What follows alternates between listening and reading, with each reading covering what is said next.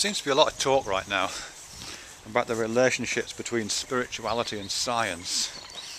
You know, either the science of spirituality or the spiritualisation of science in some way. And I have some problems with it, actually. I mean, just in terms of, you know, where I'm seeing it.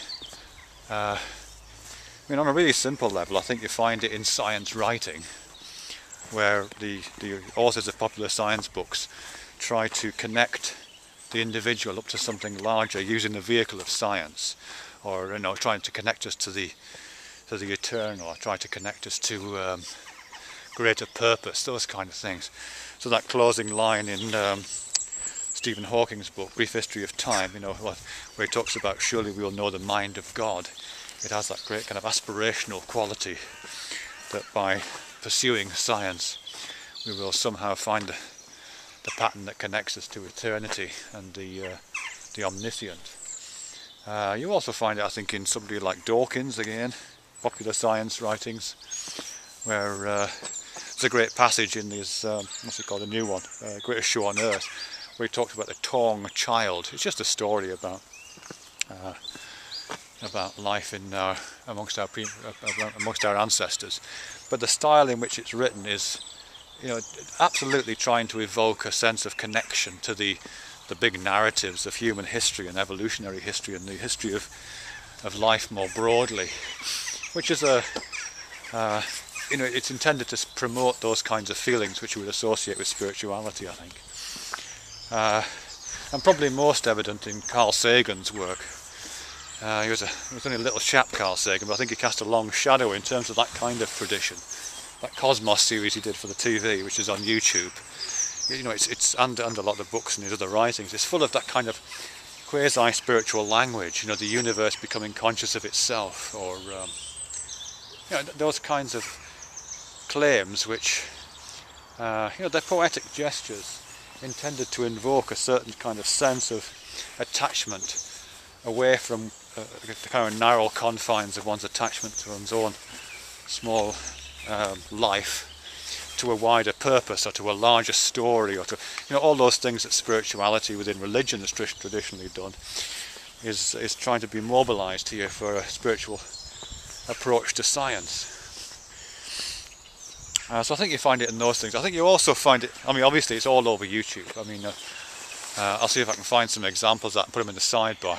But a lot of the more kind of breathless approaches to spiritual science on YouTube are full of those kind of motivational aphorisms, those great, relatively grandiose and slightly underdefined ideas, which, as I say, poetically engage us with ideas and thoughts and concepts which have usually been the province of religious practices. That's again a sense of connection to a bigger purpose, connection to omniscience, connection to the undivided or the divine, connection to eternity. It has all those kind of aspirations, I think.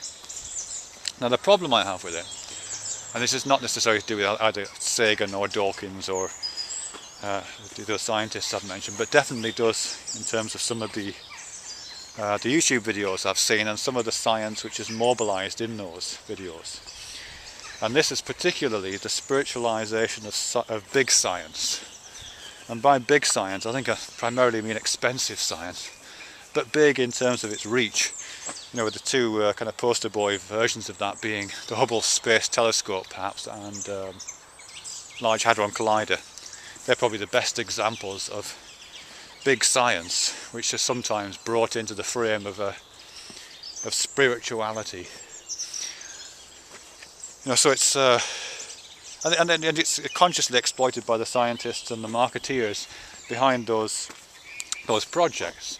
You know, you can't really, you know, any way you look at the pictures of the Large Hadron Collider, it's always the same images that's brought out. You know, which is some picture of this huge ring of magnets, which just looks like the rose window, the stained glass window in York Minster.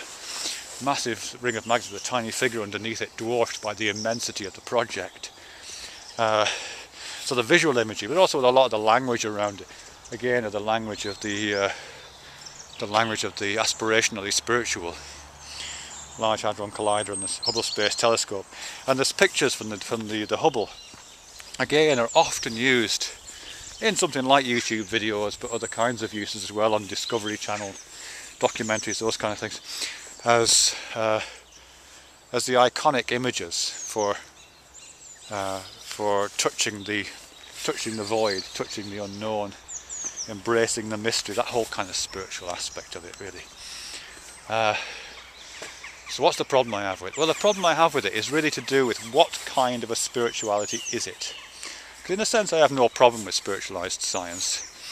To me it just seems slightly unnecessary. You know, science doesn't change really, whether you feel spiritual about it or not. That's its one strength. But it doesn't care whether you hate it, like it, fall in love with it, disagree with it. It doesn't care. You know, it doesn't have that. It's not contingent upon your having a spiritual relationship to it. But to the extent that it's interesting and people find it amusing and entertaining, I think that's absolutely fine. I don't have a problem with it.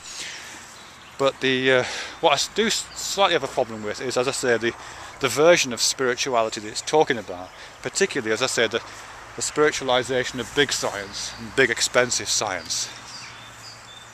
Because if that wasn't a science, if it was a religious faith, what kind of a spirituality would it be? It wouldn't be the spirituality which accompanies something like liberation theology, for example.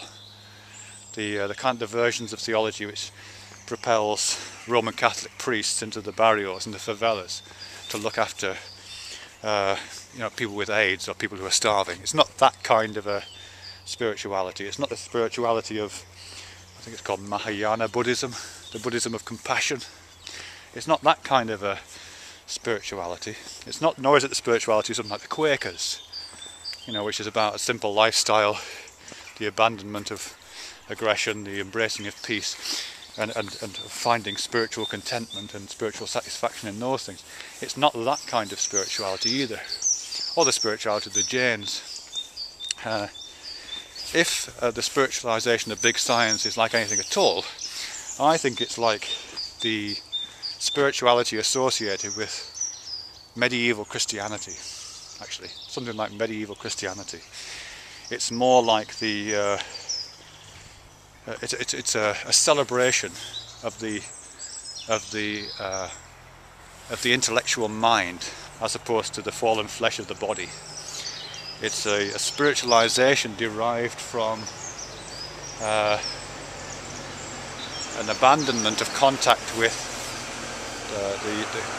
the humanity of lived experience and fellow humans, in favour of an embracing of the non-human scale, the very large scale of the Hubble Space Telescope, or the very infinitesimally small scale of the Higgs boson. It's a spirituality associated with those things. It's an inhuman spirituality in many ways. It's the kind of spirituality which caused the Vatican to be built. It's that kind of a spirituality. It's the spirituality that builds big cathedrals and casts out the poor. It's that kind of a spirituality. Yeah. So I think you find it in literal forms, because of all the things that could have been done with all that money that went into the LHC or into the Hubble Space Telescope, why that project and why that kind of spirituality? How many people could have been fed with that money? How many kids could have been prevented of dying of starvation or of AIDS-related diseases or of cholera or dysentery or those kind of diseases? How many people could have been alive today and healthy today if we hadn't indulged our taste for spiritual science by building the LHC, one ring to rule them all, or the Hubble Space Telescope? Why are we embracing and celebrating the spiritual mind of well-fed Westerners instead of the spirituality that comes from feeding the bodies of children in sub-Saharan Africa? It's a weird choice. And I think if we were to I don't know, I mean, if we didn't like it, I don't like it, I feel very uncomfortable about it, but if I wanted to change, what would I be willing to sacrifice?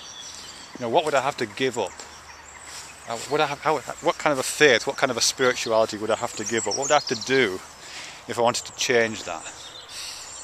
You know, I guess I would just have to face the fact that I would have to no longer would I be able to watch documentaries on the Discovery Channel about the Large Hadron Collider.